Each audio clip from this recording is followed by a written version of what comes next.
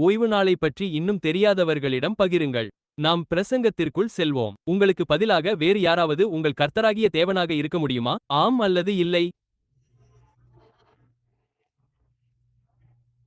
பண்டைய காலத்து மக்கள், இஸ்ரவேலர்கள் கூட, தொடர்ந்து வழிதவறி மாலேக், பாகால் அல்லது அஷ்தாரோத் எனும் வானத்தின் அரசியை வணங்கி வேறு தெய்வங்களுக்கு பணிந்தனர். இத்தகைய அந்நிய தெய்வங்களை எல்லாம் பார்த்து தேவன், வேண்டாம், வேண்டாம், வேண்டாம் என்கிறார். இங்கே கவனியுங்கள், நான் உங்களுடன் ஒரு உடன்படிக்கை செய்கிறேன். இதோ, என்னுடைய ஓய்வு நாள். நானே உங்கள் தேவனாகிய கர்த்தர் என்பதை நீங்கள் அறியும்படிக்கு அது எனக்கும் உங்களுக்கும் அடையாளமாயிருக்கும். இதை கவனமாக கேளுங்கள். மற்ற கட்டளைகள் எல்லாம் வெறும் கட்டளைகள் மட்டுமே. கொலை செய்யாதிருப்பாயாக, இதைச் செய்யாதிருப்பாயாக, அதைச் செய்யாதிருப்பாயாக, என்னைத் தவிர உனக்கு வேறே தேவர்கள் உண்டாயிருக்க வேண்டாம், தேவனுடைய பெயரை வீணாக பயன்படுத்தாதிருப்பாயாக, உன் பெற்றோரை மதித்து நட, உனக்கு நீடித்த ஆயுள் கிடைக்கும், போன்றவை. ஆனால் இங்கே ஒரு சிறப்பு உள்ளது. ஓய்வு நாளை பரிசுத்தமாய் ஆசரிக்க அதை நினைவு கூறுவாயாக. 6 நாள் நீ வேலை செய்து உன் கிரியைகளையெல்லாம் நடப்பிப்பாயாக. 7ஆம் நாளோ உன் தேவனாகிய கர்த்தருடைய ஓய்வு நாள். ஏனெனில் 6 நாட்களில் கர்த்தர், அந்த பெயர் இதோ. அதுவே யாவே. அதுவே தேவனுடைய பெயர். நமக்கு ஒரு பெயர் உண்டு. அவர் வானத்தையும் பூமியையும் படைத்தார். அதுவே அவரது பதவி. அவரே படைப்பாளி. அவரது அதிகாரம் என்ன? வானம், பூமி, கடல் மற்றும் அவைகளிலுள்ள அனைத்தும். அங்கே அவரது அதிகாரம் உள்ளது. அனைத்து அம்சங்களும் அங்கேயே உள்ளன. ஓய்வு நாள் இல்லையென்றால் சட்டத்திற்கு நம்பகத்தன்மை இருக்காது. அது வெறும் சாதாரண ஆவணமாக மட்டுமே இருக்கும். ஆனால் இப்போது அதில் தேவனுடைய முத்திரை உள்ளது. யாவே, உங்கள் படைப்பாளி, அதிகாரம், வானம், பூமி, கடல், அனைத்தும், ஒவ்வொரு தேசமும், படைக்கப்பட்ட அனைத்தும் என் அதிகாரத்திற்கு உட்பட்டவை. எனவே தேவனுக்கு ஒரு முத்திரை உள்ளதா? அது என்ன? அதுதான் ஓய்வு நாள். தேவனுக்கு ஒரு முத்திரை உண்டு. மிருகத்திற்கு முத்திரை உள்ளதா? அது மிருகத்தின் முத்திரை என்று அழைக்கப்படுகிறது. அது என்னவென்று எனக்கு தெரியவில்லை. அது பிரஸ்ஸல்ஸில் உள்ள ஒரு கணினியா? அது உங்கள் கையில் பதிக்கப்படும் ஒரு பார்கோடா? அது பீன்ஸ் டப்பாவில் காணப்படும் ஒன்றா? அடிப்படையில் பார்த்தால், பீன்ஸ் டப்பாவில் உள்ள கோடுகளை பற்றி கடவுள் கவலைப்படுகிறாரா அல்லது உங்கள் குணநலன்கள் மற்றும் விசுவாசத்தை பற்றி கவலைப்படுகிறாரா? அவர் எதில் ஆர்வம் காட்டுகிறார்? உங்கள் குணநலன்கள் மற்றும் உங்கள் விசுவாசத்தில். எனவே இதை நாம் மிக கவனமாக பார்ப்போம். சரி, கடவுளுக்கு ஒரு அடையாளம் அல்லது முத்திரை உள்ளது, அது ஓய்வு நாள் என்பதை நாம் இப்போது உறுதிப்படுத்தியுள்ளோம். நான் அவருக்கு கீழ்ப்படிய தயாராக இருக்கிறேன் என்பதை கடவுளுக்கு எப்படி காட்டுவது? நான் ஒரு பெரிய பேனரை தூக்கி பிடிக்க வேண்டுமா? நான் ஒரு குறிப்பிட்ட உடையை அணிய வேண்டுமா? என் தலையில் ஒரு குறிப்பிட்ட தொப்பியை வைக்க வேண்டுமா? நான் எதையாவது செய்ய வேண்டுமா? அல்லது அவர் சொன்னார் என்பதற்காக நான் அவருக்கு கீழ்ப்படிந்து அந்த நாளை பின்பற்ற வேண்டுமா? அதுவே மிகச்சிறந்த அடையாளம் அல்லவா? அவர் சொன்னார் என்பதற்காகவே நீங்கள் அதைச் செய்தால், அவர் கூறுகிறார், என் அதிகாரத்தை உங்கள் வாழ்க்கையில் நீங்கள் மதித்து, அதை என்னுடன் செலவழித்து, உங்களை புனிதப்படுத்த என்னை அனுமதித்தால், நீங்கள் மகிழ்ச்சியாக இருப்பீர்கள். யாக்கோபின் மரபுரிமையான நித்திய ஜீவனை பெறுவீர்கள். எனவே கடவுளின் கட்டளைகள் எங்கே வைக்கப்பட வேண்டும்? உங்கள் கைகளின் மேலும் உங்கள் நெற்றியிலும். ஆச்சரியம்! கையிலோ அல்லது நெற்றியிலோ வைக்கப்பட வேண்டிய மிருகத்தின் முத்திரை ஒன்று உள்ளதா? ஆம் அல்லது இல்லை? ஓ, ஆனால் கடவுளின் கட்டளைகள் உங்கள் கைகளிலும் நெற்றியிலும் இருக்க வேண்டும். யூதர்கள் மிகவும் புத்திசாலிகள். அவர்கள் 10 கட்டளைகளை ஒரு சிறிய பலகையில் எழுதி, அதை கையில் ஒட்டி, நெற்றியில் ஒட்டி கொண்டனர். எனவே காரியம் முடிந்தது. சட்டம் என் கையில் உள்ளது. சட்டம் என் நெற்றியில் உள்ளது. பெரிய விஷயம். கடவுள் மனதில் என்ன வைத்திருந்தார் என்று நினைக்கிறீர்கள்? அது மிகவும் முட்டாள்தனமாக இருக்கும். அது நம்ப முடியாததாக இருக்கும். கடவுள் அப்படி நினைக்கவில்லை. அவர் அதை சொன்னபோது அவர் மனதில் என்ன இருந்தது? அவர் சொன்னார், அவற்றை உங்கள் கையில் கட்டுங்கள். அதற்கேற்ப செயல்படுங்கள். அவற்றை அங்கே வையுங்கள். அதற்கேற்ப சிந்தியுங்கள். அது அர்த்தமுள்ளதாக தெரியவில்லையா? இதற்கும் வெளிப்புற அடையாளத்திற்கும் எந்த சம்பந்தமும் இல்லை. கடவுள் முட்டாள் அல்ல. நான் இன்று உங்களுக்கு கட்டளையிடும் இந்த வார்த்தைகள் உங்கள் இருதயத்தில் இருக்கக்கடவது. அங்கேதான் அவர் அவற்றை இருக்க விரும்பினார். அவர்கள் மார்பை திறந்து அந்த பலகையை உள்ளேயும் வைத்தார்களா என்று எனக்கு வியப்பாக இருக்கிறது. இல்லை, அவர்கள் செய்யவில்லை. நீங்கள் அவற்றை உங்கள் பிள்ளைகளுக்கு கவனமாக கற்றுக் கொடுக்க வேண்டும். அவற்றை உங்கள் கையில் அடையாளமாக கட்டிக்கொள்ளுங்கள். அவை உங்கள் கண்களுக்கு இடையே உங்கள் சிந்தனையில் இருக்கட்டும். இது கடவுளின் சட்டம். நான் கடவுளின் சட்டத்தை கடைபிடிப்பேன். அவரே என் கடவுள். நான் அவரை பின்பற்றுவேன். அங்கே சொல்லப்பட்டிருப்பது அதுதான். இது மிகவும் தெளிவாக உள்ளது. நெற்றியிலும் கையிலும் என்ன இருக்க வேண்டும்? தேவனுடைய சட்டம். இதற்கும் பீன்ஸ் டப்பாவில் இருக்கும் பார்கோடுக்கும் எந்த சம்பந்தமும் இல்லை. உங்கள் கையிலும் நெற்றியிலும் இருக்க வேண்டிய தேவனுடைய சட்டத்தை பற்றியது இது.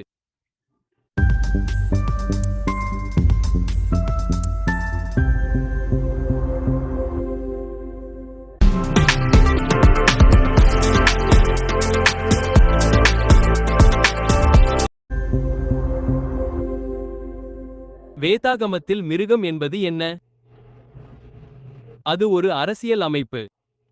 வெளிப்படுத்துதல் புத்தகத்திலும் நாம் மிருகத்தை காண்கிறோம்.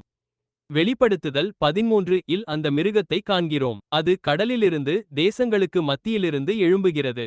அதற்கு சிறிய கொம்பின் அனைத்து குணாதிசயங்களும் உள்ளன. சிறிய கொம்பின் அனைத்து குணாதிசயங்கள். அந்த தீர்க்கதரிசனத்தை நாம் விரிவாக பார்ப்போம். அது நாளை இரவு என்று நினைக்கிறேன். நாளை இரவு. யாரோ ஒருவர் என்னிடம் அமெரிக்கா தீர்க்கதரிசனத்தில் உள்ளதா என்று கேட்டார்கள். சரி, நாளை இரவு வந்து கேளுங்கள். வேதாகமம் என்ன சொல்கிறது என்று பார்ப்போம். அது இருக்கிறதா இல்லையா என்பதை நீங்களே முடிவு செய்யுங்கள். நாம் இப்போது வாழ்வது மிகவும் முக்கியமான காலமாகும். ஏதாவது வாத்து போல நடந்து, வாத்து போல தோன்றி, வாத்து போல கத்தினால் அது ஒரு வாத்தாகத்தான் இருக்கும் அல்லவா? தானியேல் 7ஆம் அதிகாரத்தில் உள்ள சிறிய கொம்பின் அதே குணாதிசயங்களை ஒன்று கொண்டிருந்தால், அது தானியேல் 7ஆம் அதிகாரத்தில் உள்ள சிறிய கொம்பாக இருப்பதற்கு எவ்வளவு வாய்ப்பு உள்ளது? மிகவும் அதிகம், அல்லவா? சரி. இந்த வல்லமையைப் பற்றி நாளை இரவு நாம் கையாளுவோம். கையாளுவதற்கு நிறைய விஷயங்கள் உள்ளன. ஒரே நாளில் அனைத்தையும் விளக்க முடியாது. இருப்பினும் இந்த சிறிய கொம்பு வல்லமையைப் பற்றியும் அது செய்த சில காரியங்களைப் பற்றியும் பார்ப்போம். தானியேல் காலை 7:25 இல் உள்ள சிறிய கொம்பு வல்லமை காலங்களையும் சட்டங்களையும் மாற்ற நினைக்கும் என்று நேற்று இரவு பார்த்தோம். நிச்சயமாக தான் காலங்களையும் சட்டங்களையும் மாற்ற முடியும் என்று அது கூறுகிறது. அதனால் காலங்களை மாற்ற முடியும். அதனால் தேவனுடைய சட்டத்தை மாற்ற முடியும். ஆனால் உண்மையில் அது மாற்ற துணிகிறது, அவ்வளவுதான். அது துணிகரமானது. யாராலும் தேவனுடைய சட்டத்தை மாற்றிவிட்டு தப்பிக்க முடியாது. நீங்கள் ஒப்புக்கொள்கிறீர்களா? ஓய்வு நாளை பரிசுத்தமாய் ஆசரிக்க நினைப்பாயாக. 6 நாள் நீ கிரியை செய்து உன் கிரியைகளையெல்லாம் நடப்பிப்பாயாக. 7ஆம் நாள் உன் தேவனாகிய கர்த்தருடைய ஓய்வு நாள். அன்று நீயும் எந்த வேலையையும் செய்யக்கூடாது. நீயும் உன் குமாரனும் உன் குமாரத்தியும் உன் வேலைக்காரனும் உன் வேலைக்காரியும் உன் மிருகஜீவனும் உன் வாசல்களில் இருக்கிற அந்நியனும் செய்ய வேண்டாம். ஏனெனில் 6 நாளில் கர்த்தர் வானத்தையும் பூமியையும் உண்டாக்கினார் என்றொரு காரணம் இருக்கிறது. இப்போது பரிணாம வளர்ச்சி கொள்கை அந்த வசனத்திற்கு என்ன செய்கிறது? அது குப்பை தொட்டிக்குச் சென்று விட்டதா? அந்த உரையை குப்பை தொட்டியில் போட முடியாது என்று சொல்லி நாம் எத்தனை விரிவுரைகளை இங்கே செலவிட்டிருக்கிறோம்? அதை நீங்கள் குப்பை தொட்டியில் போட முடியாது என்று நான் கருதியதற்காகவா அது இருந்தது?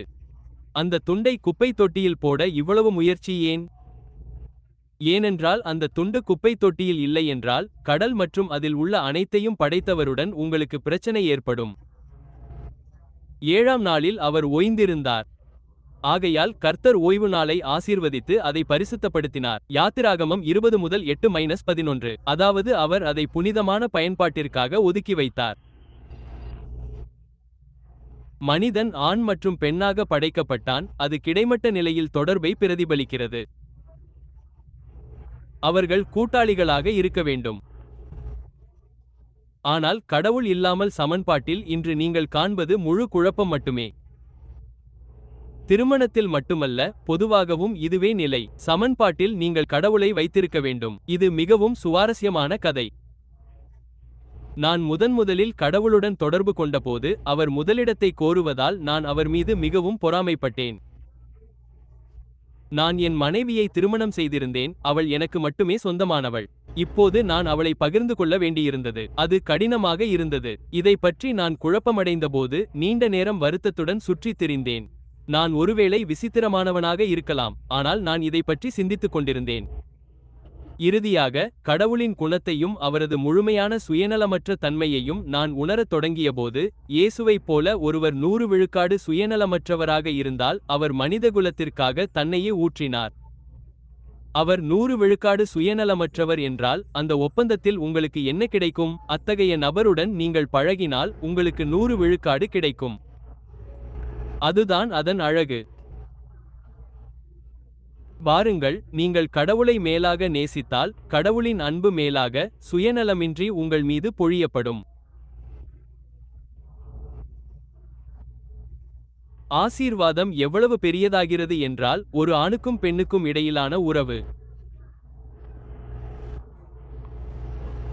உறவின் மகிமை, அதை நீங்கள் எப்படி அழைத்தாலும் பல மில்லியன் மடங்கு அதிகரிக்கிறது. கடவுள் சமன்பாட்டில் இருப்பதால் அது மேம்படுகிறது. உண்மையில் நமது பல சுயநலச் சடங்குகளை கடவுள் நேராக்க முடியும். சுயநல பிணைப்புகளால் எத்தனை பேர் ஒருவருக்கொருவர் பிணைக்கப்பட்டுள்ளனர். ஒருவர் இதை அல்லது அதை செய்யக்கூடாது, ஏனென்றால் மற்றவர் அவரை தடுக்கிறார். இப்போது உங்களிடம் கடவுளின் ஆவி இருந்தால் நீங்கள் சுயநலமற்றவராக மாறி உங்கள் பார்வை முழுமையாக மாறும். நீங்கள் மற்றவருக்கு அதிக சுதந்திரத்தை வழங்குவதன் மூலம் அவர்களை இன்னும் மகிழ்ச்சியாக வைத்திருக்க விரும்புகிறீர்கள். நிச்சயமாக உலகின் பார்வையில் இது ஆபத்தானது, ஏனென்றால் சுதந்திரம் என்பது நீங்கள் விரும்புவதை நீங்கள் செய்யலாம் என்று அர்த்தம். எனவே இது தேர்வை பொறுத்த விஷயம். எனவே கடவுள் எது சரி மற்றும் நல்லது என்று வரையறுத்துள்ளாரோ அந்த எல்லைக்குள் நீங்கள் உங்கள் தேர்வுகளைச் செய்தால் உறவு மலரும். இது மிகவும் அற்புதமானது. எனவே ஓய்வு நாளை நீங்கள் கடைபிடிக்க வேண்டும் என்று கடவுள் கூறுகிறார். ஏனெனில் 6 நாட்களிலே கர்த்தர் வானத்தையும் பூமியையும் சமுத்திரத்தையும் அவைகளிலுள்ள எல்லாவற்றையும் உண்டாக்கினார். அதாவது அவரே படைப்பாளி. அவரே அனைத்தையும் உருவாக்கியவர். 7ஆம் நாளில் அவர் ஓய்ந்திருந்தார். அவர் ஓய்ந்திருந்தார். கடவுளுக்கு சோர்வு ஏற்பட்டதா? இல்லை. இல்லை, கடவுள் சோர்வடையவில்லை. மனிதனுடனான தனது உறவில் அவர் கண்ட இந்த ஓய்வு என்ன? அவர் ஓய்ந்திருந்தார், ஏனென்றால் மனிதனிடத்தில் முழு பிரபஞ்சத்திற்குமான தனது திட்டத்தின் முழுமையை கண்டார். மனிதனிடம் அவர் வைத்த முழு திட்டமும் கடவுளின் மகிமையை வெளிப்படுத்துவதே ஆகும். வேதாகமம் சொல்கிறது, அவர் தனது மகிமைக்காகவே மனிதனை படைத்தார். வேறு வார்த்தைகளில் சொன்னால், கடவுளின் மகிமையையும் ஞானத்தையும் மனிதன் பிரபஞ்சத்திற்கு பிரதிபலிக்க வேண்டும். இது ஒரு உன்னதமான நோக்கம். மிகவும் அற்புதமான சிந்தனைகள். இப்போ நான் இன்ஸ்டாகிராம்ல இல்ல, வேற ஒரு ஆப்ல ரீல்ஸ் பார்க்கறேன். அதுல காசும் கிடைக்குது. நம்ம தினம் மிகவும் அற்புதமான சிந்தனைகள். ஆகவே கடவுள் தனது இந்த புதிய படைப்பை பார்த்து அதில் ஓய்வை கண்டார். இது எப்படி என்றால் உங்களுக்கு ஒரு புதிய உறவு கிடைக்கும்போது ஏற்படுவது போன்றது. உங்கள் கனவு பெண்ணையோ அல்லது நீங்கள் எதிர்பாலினத்தைச் சேர்ந்தவராக இருந்தால் உங்கள் கனவு நாயகனையோ சந்திக்கிறீர்கள். கொஞ்ச காலம் பிரிந்திருந்துவிட்டு இப்போது மீண்டும் முதல் முறையாக சந்திக்கிறீர்கள். ஒருவரை ஒருவர் பார்த்துக் கொள்கிறீர்கள், கட்டிப்பிடித்துக் கொள்கிறீர்கள், சொல்ல ஒன்றும் இல்லாமல்.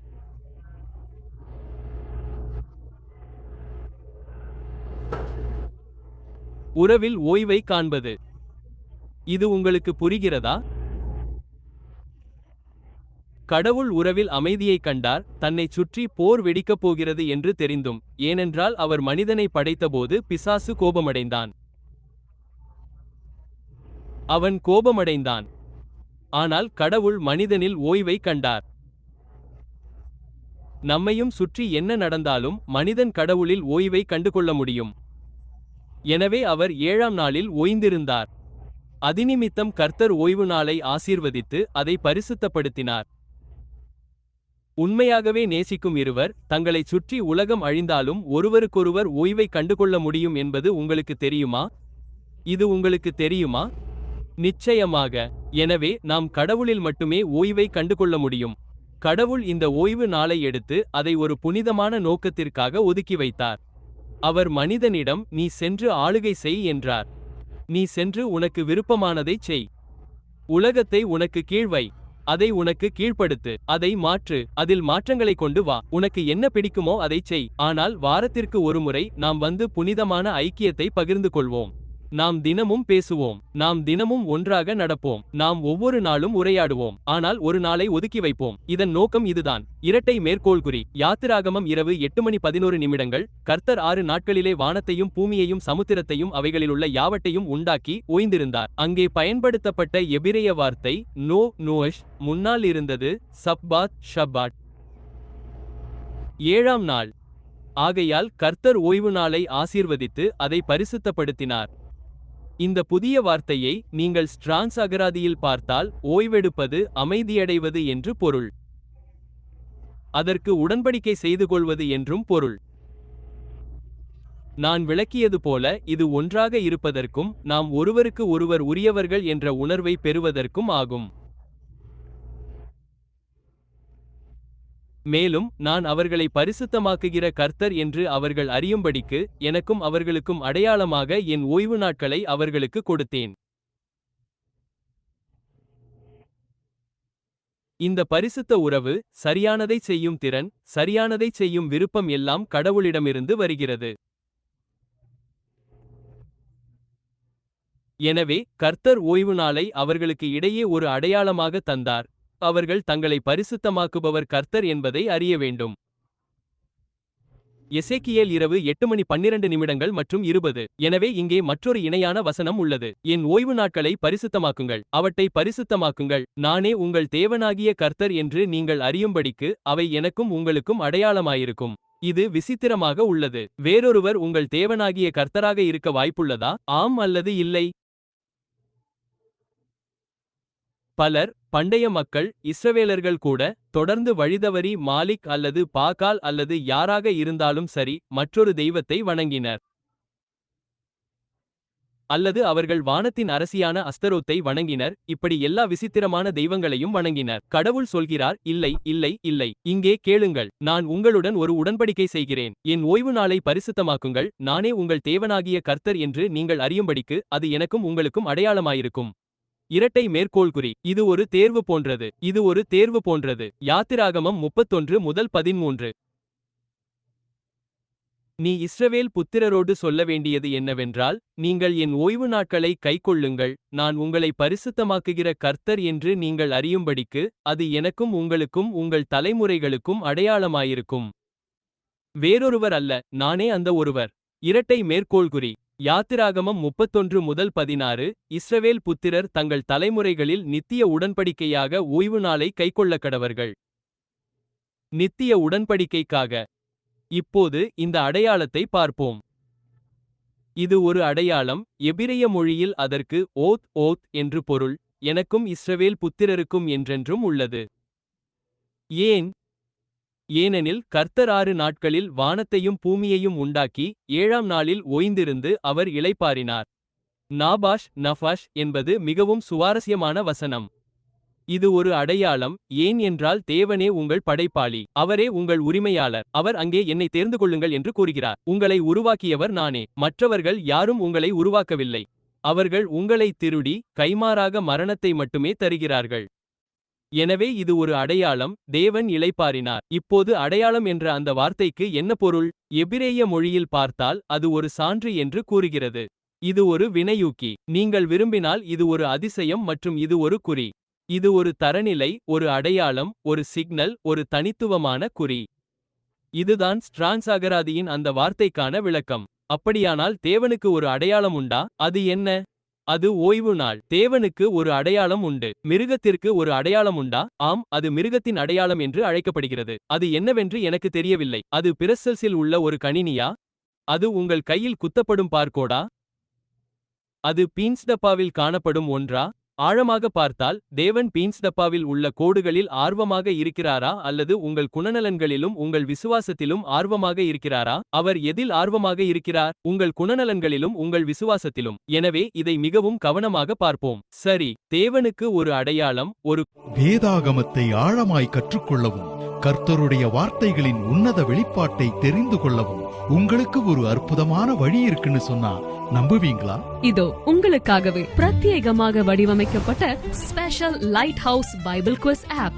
இப்பவே உங்க போன்ல ஆப் ஸ்டோர் இல்லனா பிளே ஸ்டோர்ல ஃப்ரீயா ங்களிலும் உங்கள் விசுவாசத்திலும். எனவே இதை மிகவும் கவனமாக பார்ப்போம். சரி, தேவனுக்கு ஒரு அடையாளம், ஒரு குறி உண்டு என்றும் அது ஓய்வு நாள் என்றும் நாம் உறுதிப்படுத்தியுள்ளோம்.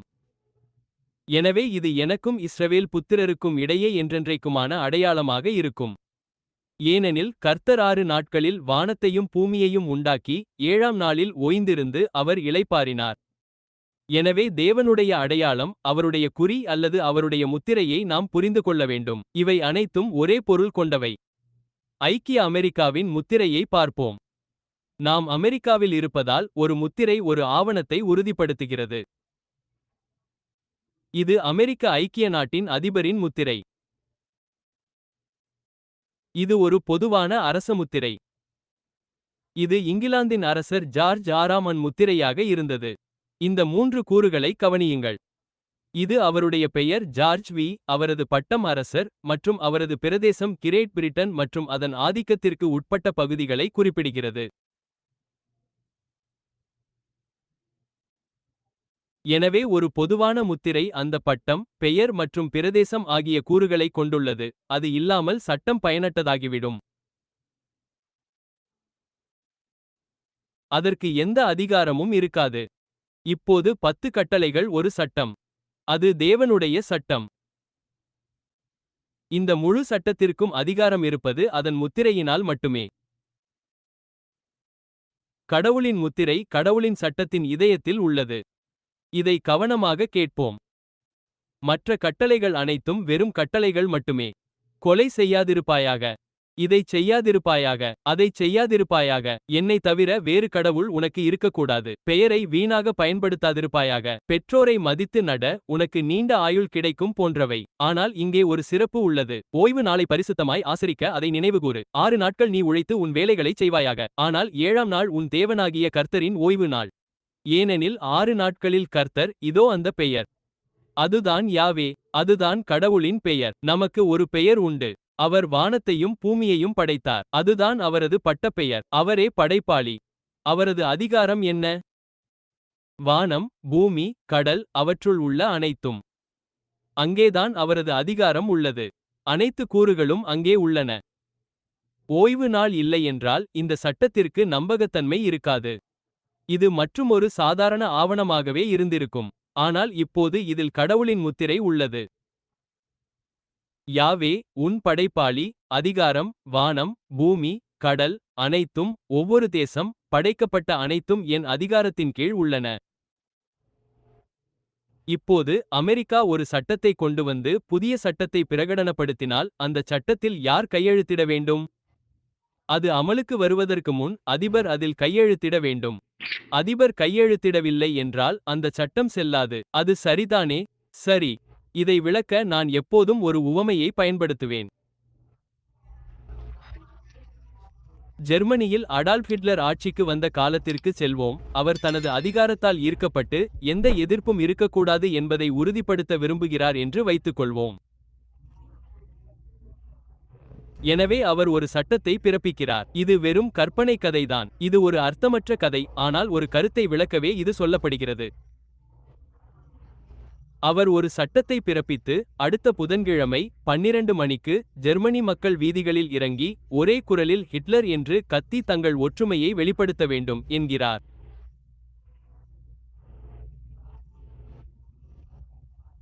அந்த நாளில் புதன்கிழமை குறிப்பிட்ட நேரத்தில் 12 மணிக்கு அனைவரும் அதை செய்ய வேண்டும். கெஸ்டாப்போ மற்றும் இராணுவ போலீஸ் வெளியே இருக்கிறார்கள். அணிவகுப்புகள் நிரம்பியுள்ளன. அன்று எத்தனை ஜெர்மனி மக்கள் வீதியில் வந்திருப்பார்கள்? கிட்டத்தட்ட அனைவரும் வந்திருப்பார்கள். அவர்கள் அங்கே செல்கிறார்கள். கடிகாரம் அடிக்கும் போது அனைவரும் தங்கள் ஒற்றுமையை காட்டுகிறார்கள். அதைக் கண்டு நான் மிகவும் ஈர்க்கப்பட்டதால் ஒரு சட்டத்தை இயற்றினேன். நான் சொன்னேன், வேண்டாம், வேண்டாம், வேண்டாம், வேண்டாம். அடுத்த வியாழன் நண்பகல் 12 மணிக்கு அனைவரும் தெருவுக்கு வந்து எச் வால்டர் ஃபைட் என்று முழங்க வேண்டும். அதை ஜெர்மனியில் உள்ள அனைவருக்கும் அனுப்புங்கள். அடுத்த வியாழன் வந்தது. தெருக்களில் எத்தனை பேர் வந்தார்கள்? ஒருவர் கூட வரவில்லை. இது நியாயமில்லை. ஏன் இல்லை? அந்த அறிவிலிக்காக அவர்கள் செய்கிறார்கள், எனக்காக ஏன் செய்யவில்லை? வித்தியாசம் என்ன? எனக்கு அதிகாரம் இல்லை. எனக்கு அந்த பட்டம் இல்லை. எனக்கு அந்த அதிகார வரம்பு இல்லை. இது அர்த்தமுள்ளதா? ஆகவே அவருடையது கணக்கில் எடுத்துக்கொள்ளப்படுகிறது. என்னுடையது எதற்கும் பயன்படவில்லை. என்னுடையது எதற்கும் உதவாது. சட்டம் ஒன்றுதான், ஆனால் அதற்கு மதிப்பு இல்லை. அடால்ஃப் ஹிட்லர் இவ்வளவு நல்ல வரவேற்பை பெற்றபோது மிகவும் உற்சாகமடைந்தார். நிச்சயமாக அது நடக்கவே இல்லை. ஆனால் அவர் அதே சட்டத்தை எழுதி ரஷ்யாவிற்கு அனுப்பி அடுத்த புதன் நண்பகல் 12 மணிக்கு ரஷ்ய மக்கள் சாலைக்கு வந்து அதையே முழங்க வேண்டும் என்று சொன்னார். எத்தனை ரஷ்யர்கள் தெருக்களில் வருவார்கள்? ஒருவர் கூட இல்லை. அவனை கேலி செய்ய வேண்டுமானால் வரலாம். வித்தியாசம் என்ன? ஜெர்மனியில் வேலை செய்தது ரஷ்யாவில் ஏன் செய்யவில்லை? அவருக்கு அங்கே அதிகார வரம்பு இல்லை. அவரிடம் பட்டம் இருந்திருக்கலாம். அவரிடம் அவை அனைத்தும் இருந்திருக்கலாம். ஆனால் அதிகார வரம்பு இல்லை. இங்கே இவை அனைத்தும் ஒரே இடத்தில் உள்ளன. ஆண்டவர், அதுவே அவருடைய பெயர். நம்மிடம் அதிகார வரம்பு உள்ளது. நம்மிடம் படைத்தவர் என்ற பட்டம் உள்ளது. மேலும் பூமி மற்றும் சொர்க்கத்தில் உள்ள அனைத்தையும் உள்ளடக்கிய அதிகார வரம்பு உள்ளது. எனவே அனைவரும் அவருக்கு கீழ்ப்படிய வேண்டும். இதுவே சட்டத்தை உண்மையானதாக்கி சட்டத்திற்கு முழு வலிமையையும் தருகிறது. ஓய்வு நாள் இல்லாமல், அந்த கையொப்பம் இல்லாமல், சட்டம் வெறும் விதிகளுடைய ஆவணமாகிவிடும். அது எங்கிருந்து வந்தது என்றோ, யாருக்கு அதிகாரம் உண்டு என்றோ சொல்லாது. எனவே நண்பரே, உங்களுக்கு அதிக நஷ்டம் ஏற்படக்கூடாது என்று நினைத்தால் இந்த வீடியோவை இறுதி வரை கண்டிப்பாக பாருங்கள். இதுதான் அது எங்கிருந்து வந்தது என்றோ, யாருக்கு அதிகாரம் உண்டு என்றோ சொல்லாது. எனவே ஆண்டவர், படைத்தவர், வானம் மற்றும் பூமி, அதுவே முழு சட்டத்தையும் உறுதிப்படுத்துகிறது. இது அனைவருக்கும் புரிகிறதா? அது இல்லை என்றால் சட்டம் உறுதிப்படுத்தப்படாது. இந்த முத்திரையில் அவருடைய பெயர், பட்டம் மற்றும் பிரதேசம் அடங்கியுள்ளது. மேலும் நான் அவர்களை பரிசுத்தமாக்குகிற கர்த்தர் என்று அவர்கள் அறியும்படி எனக்கும் அவர்களுக்கும் அடையாளமாக என்னுடைய ஓய்வு நாளை அவர்களுக்கு கொடுத்தேன். இப்போது நான் அவருக்கு கீழ்ப்படிய தயாராக இருக்கிறேன் என்பதை கடவுளுக்கு எப்படி காட்டுவது? நான் ஒரு பெரிய பேனரை வைக்க வேண்டுமா? நான் ஒரு குறிப்பிட்ட உடையை அணிய வேண்டுமா? நான் ஒரு குறிப்பிட்ட தொப்பியை அணிய வேண்டுமா? நான் எதை செய்ய வேண்டும்? அல்லது நான் அவருக்கு கீழ்ப்படிய வேண்டுமா? அவர் சொன்னதால் அந்த நாளை நான் கடைபிடிக்க வேண்டுமா? அவர் சொன்னார் என்பதற்காகவே நீங்கள் அதை செய்கிறீர்கள் என்றால் அதுவே மிகச்சிறந்த அடையாளம் இல்லையா? வாவ், இது அருமை. இப்போது வேறு யாராவது வந்து, ஒரு நிமிடம் பொறுங்கள், ஒரு நிமிடம் பொறுங்கள், இங்கே என்ன நடக்கிறது? அந்த கட்டளைக்கு கீழ்ப்படிந்து அந்த அதிகாரத்திற்கு நீங்கள் விசுவாசமாக இருக்க நீங்கள் யார் என்று நினைக்கிறீர்கள் என்று கேட்டால் என்ன செய்வது? நான் சொல்கிறேன், நீங்கள் அவர்களுக்கு கீழ்ப்படிய வேண்டாம் என்று நான் விரும்புகிறேன். நீங்கள் எனக்கு கீழ்ப்படிய வேண்டும் என்று நான் விரும்புகிறேன். நான் சொல்கிறேன், இதை மாற்றுவோம். உங்கள் வாழ்க்கையில் யாருக்கு அதிகாரம் இருக்கிறது என்று பார்ப்போம். அது கடவுளா அல்லது நானா? நான் சொல்கிறேன், கடவுளுக்கு பதிலாக எனக்கு கீழ்ப்படிவது உங்களுக்கு நல்லது. உங்களுக்கு பிரச்சனை வருமா? நிச்சயமாக உங்களுக்கு பிரச்சனை வரும். நான் எப்போதும் மற்றொரு உவமையை பயன்படுத்துவேன். நான் எப்போதும் ஒரு கதையைச் சொல்வேன். உதாரணமாக, இது முற்றிலும் கற்பனையானது, சரியா? இது ஒரு அழகான உவமை. நான் எப்போதும் இதை பயன்படுத்துகிறேன். எல்லோரும் இதை தவறாக புரிந்துகொண்டு உண்மை என்று நினைக்கிறார்கள். ஆனால் அது உண்மையல்ல. இது வெறும் உவமைதான். நான் பல வருடங்களாக என் மனைவியுடன் திருமணமாகி குழந்தைகளுடன் இருக்கிறேன் என்று வைத்துக் கொள்வோம். ஒரு நாள் வேறு ஏதோ ஒரு முட்டாள் வருகிறான். இந்த நாட்டில் அந்த வார்த்தை ஏற்றுக்கொள்ளத்தக்கதா? எனக்கு தெரியவில்லை. அவன் வந்து என் மனைவியை அவனை பின்தொடரச் செய்கிறான். அவள் என்னை விட்டுவிட்டு அந்த மற்றவனுடன் சென்று அவனை திருமணம் செய்து கொண்டு குழந்தைகளையும் அழைத்துச் செல்கிறாள். இப்போது நான் மனமுடைந்து விட்டேன். முற்றிலும் மனமுடைந்து விட்டேன். அவள் அங்கே அந்த ஆளுடன் இருக்கிறாள். முதலில் காலிஃபிளவர் போன்ற காதுகள் மற்றும் பற்கள் துருத்திக் கொண்டிருக்கும் இந்த ஆளை அவள் ஏன் தேர்ந்தெடுக்க வேண்டும் என்று எனக்கு தெரியவில்லை. ஆனால் அவள் அவனுடன் சென்று என்னை விட்டுவிட்டாள். இப்போது என் வீட்டில் சில விதிகள் இருந்தன. குழந்தைகள் ஒரு குறிப்பிட்ட நேரத்தில் தூங்கச் செல்ல வேண்டும், அல்லது அவர்கள் வீட்டுப்பாடம் செய்ய வேண்டும், அல்லது வீட்டிற்கு உதவ வேண்டும். அவர்கள் தொலைக்காட்சியில் மோசமான விஷயங்களை பார்க்க அனுமதிக்கப்படக்கூடாது. அவர்கள் வெளியே சென்றால் நியாயமான நேரத்தில் வீட்டிற்கு திரும்ப வேண்டும் என்று வைத்துக்கொள்வோம். அது போன்ற விஷயங்கள், சாதாரண விஷயங்கள். அந்த புதியவன் குழந்தைகளிடம், கேளுங்கள், இந்த வீட்டை பொறுத்தவரை நான் தான் உங்கள் வாழ்க்கையின் அதிகாரம். நீங்கள் ஒழுங்காக இருக்க வேண்டும், வீட்டிற்கு உதவ வேண்டும், வீட்டிற்கு வரும்போது தாமதமாக வரக்கூடாது, மற்றும் நான் வைத்திருந்த அதே நல்ல விஷயங்களை நீங்களும் செய்ய வேண்டும் என்று சொல்கிறான். அவன் விதித்த எந்த விதிகளிலும் எனக்கு பிரச்சனை இருக்குமா? ஆம் அல்லது இல்லை? அந்த விதிகளில் எனக்கு எந்த பிரச்சனையும் இருக்காது. ஆனால் அவர் ஒரு கூடுதல் விதியை வைத்துக்கொண்டு என் குழந்தைகளிடம், கேளுங்கள், எனக்கு ஒரு கூடுதல் விதி இருக்கிறது. கடந்த காலத்தில் உங்கள் தந்தை உங்கள் மீது அதிகாரம் கொண்டிருந்தார். உங்கள் தந்தை கடந்த காலத்தில் உங்கள் மீது அதிகாரம் கொண்டிருந்தார், ஆனால் அது முடிந்துவிட்டது. உங்கள் வாழ்க்கையில் புதிய அதிகாரம் நான் தான், நீங்கள் எனக்கு கீழ்ப்படிய வேண்டும். அப்போது குழந்தைகள், ஒரு நிமிடம் பொறுங்கள். குறிப்பிட்ட நாட்களில் என் தந்தையை சந்திக்கும் நேரம் எங்களுக்கு இருக்கிறது. அவர் குறிப்பிட்ட அந்த ஒரு நாள் மட்டும்தான் அவருக்கு இருக்கிறது. அது சரியான நாள் என்பதால் அல்லது எதுவாக இருந்தாலும். இந்த நபர் முடியாது என்கிறார். நீங்கள் எனக்குத்தான் செவிசாய்க்க வேண்டும், உங்கள் தந்தைக்கு அல்ல. அந்த விதியால் எனக்கு பிரச்சனை இருக்குமா? ஆம்.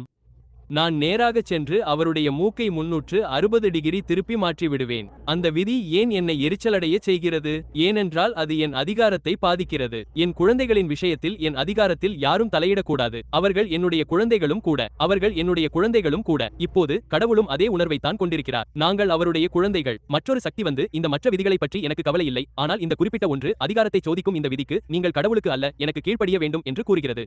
இரட்டை மேற்கோள்குறி. கடவுள் கூறுகிறார், நீங்கள் விரும்பினாலும் விரும்பாவிட்டாலும் உங்கள் மூக்கை 360 டிகிரி திருப்பி விடுவேன். அவர் நிச்சயம் செய்வார். அது கண்டிப்பாக நடக்கும். எனவே கடவுள் கூறுகிறார், நானே அவர்களை புனிதப்படுத்துகிற கர்த்தர் என்பதை அவர்கள் அறியும்படி எனக்கும் அவர்களுக்கும் அடையாளமாக என் ஓய்வு நாளை அவர்களுக்கு கொடுத்தேன். ஏசாயா 58:13 கூறுகிறது, ஓய்வு நாளில் உன் காலை விலக்கி என் பரிசுத்த நாளில் உன் விருப்பத்தை செய்யாமல் ஓய்வு நாளை மனமகிழ்ச்சி என்றும் யூதர்கள் ஓய்வு நாளை கடைபிடித்த விதத்தை பற்றி நான் பேசவில்லை. இது செய்ய வேண்டும், அது செய்யக்கூடாது, ஓய்வு நாளில் இட்ட முட்டையை சாப்பிடக்கூடாது, இதை செய்யக்கூடாது, அதை செய்யக்கூடாது, இத்தனை கஜம்தான் நடக்க வேண்டும் என்ற சடங்குகளை பற்றி நான் சொல்லவில்லை. இல்லை இல்லை இல்லை இல்லை, அது ஒரு சுமை. இங்கே சொல்லப்பட்டிருக்கிறது, அவர் ஓய்வு நாளை மகிழ்ச்சி என்று அழைத்தார், சுமை என்று அல்ல. கர்த்தருக்கு பரிசுத்தமானது என்றும் மகிமையுள்ளது என்றும் சொல்லி அவரை மகிமைப்படுத்தி உன் வழிகளில் நடக்காமலும் உன் சொந்த விருப்பத்தை செய்யாமலும் வீணான வார்த்தைகளை பேசாமலும் இருந்தால் அப்பொழுது நீ கர்த்தரில் மனமகிழ்ச்சியாயிருப்பாய். நான் உன்னை பூமியின் உயர்ந்த இடங்களின் மேல் ஏறிப்போக பண்ணி உன் தகப்பனாகிய யாக்கோபின் சுதந்தரத்தால் உன்னை போஷிப்பேன்.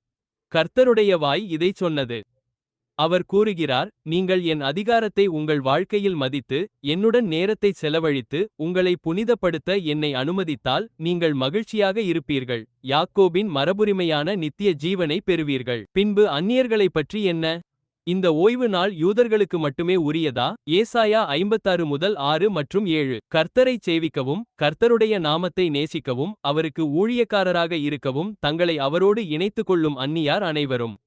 ஓய்வு நாளை கடைபிடிக்கும் அனைவரும் யாவே என்று அழைக்கப்படும் இறைவனுக்கு நீங்கள் அடிபணிந்ததற்கான உங்களுக்கு எதிரியா மறைமுகமா உங்களை தடுக்கிறவன் யாருன்னு தெரிஞ்சுக்கணும்னு தோணலையா? இறைவனுக்கு நீங்கள் அடிபணிந்ததற்கான அடையாளமாக ஓய்வு நாள் மாறியது. அதுவே அந்த அடையாளம். அவர்களையும் நான் என் பரிசுத்த மலைக்கு கொண்டு வந்து என் ஜெப ஆலயத்தில் அவர்களை மகிழ்ச்சியாக்குவேன். ஏனெனில் என் வீடு எல்லா மக்களுக்கும் ஜெப வீடாக அழைக்கப்படும். எனவே ஒரு அந்நியார் வந்தால் அவர் ஓய்வு நாளை ஏற்றுக்கொள்ள வேண்டுமா? ஆம் அல்லது இல்லை? ஆம். நிச்சயமாக அவர் ஓய்வு நாளை ஏற்றுக்கொள்ள வேண்டும். உபாகமம் காலை 11:13 இன்று நான் உங்களுக்கு கற்பிக்கும் கட்டளைகளுக்கு நீங்கள் கவனமாக கீழ்ப்படிந்தால் அது உங்களுக்கு நன்மையாக இருக்கும்.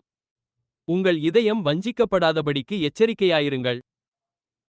கட்டளைகள் தான் சட்டம். அவை மாறாதவை. நீங்கள் அவற்றை மாற்ற முடியாது. நீங்கள் வழிவிலகி மற்ற தெய்வங்களைச் சேவித்து அவற்றை வணங்குகிறீர்கள்.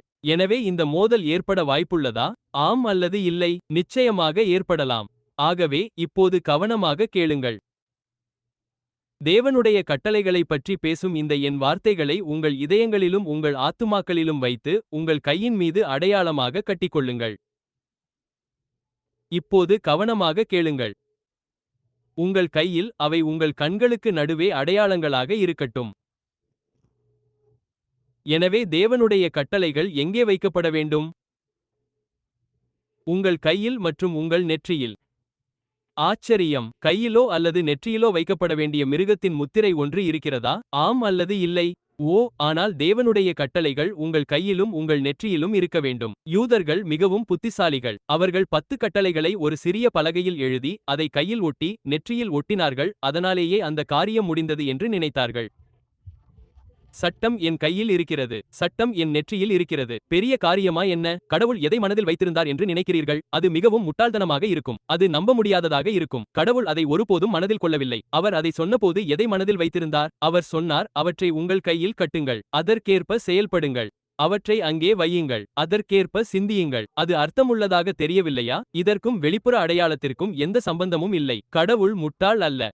இன்று நான் உங்களுக்கு கட்டளையிடுகிற இந்த வார்த்தைகள் உங்கள் இதயத்தில் இருக்க வேண்டும். அவர் அவற்றை அங்கேதான் இருக்கச் சொன்னார். அவர்கள் இதை இங்கே வெட்டி அந்த பலகையையும் உள்ளே வைத்தார்களா என்று எனக்கு ஆச்சரியமாக இருக்கிறது. இல்லை, அவர்கள் செய்யவில்லை. அவற்றை உங்கள் குமாரர்களுக்கு கவனமாக கற்றுக் கொடுக்க வேண்டும். அவற்றை உங்கள் கையின் மேல் அடையாளமாக கட்டிக்கொள்ள வேண்டும். அவை உங்கள் கண்களுக்கு நடுவே உங்கள் சிந்தனையில் அடையாளமாக இருக்க வேண்டும். இது கடவுளின் சட்டம். நான் கடவுளின் சட்டத்தை கடைபிடிப்பேன். அவரே என் கடவுள். நான் அவரை பின்பற்றுவேன். அங்கே அப்படித்தான் சொல்லப்பட்டிருக்கிறது. யாத்திராகமம் 13:9 இல் தொடரவும். கர்த்தருடைய சட்டம் உங்கள் வாயில் இருக்கும்படி அது உங்கள் கையின் மேல் அடையாளமாகவும் உங்கள் கண்களுக்கு நடுவே ஞாபகக்குறியாகவும் இருக்க வேண்டும். நெற்றியிலும் கையிலும் என்ன இருக்க வேண்டும் என்பது தெளிவாக தெரிகிறது. கடவுளின் சட்டம். இதற்கும் பீன்ஸ் டப்பாவில் இருக்கும் பார்கோடினுக்கும் எந்த சம்பந்தமும் இல்லை.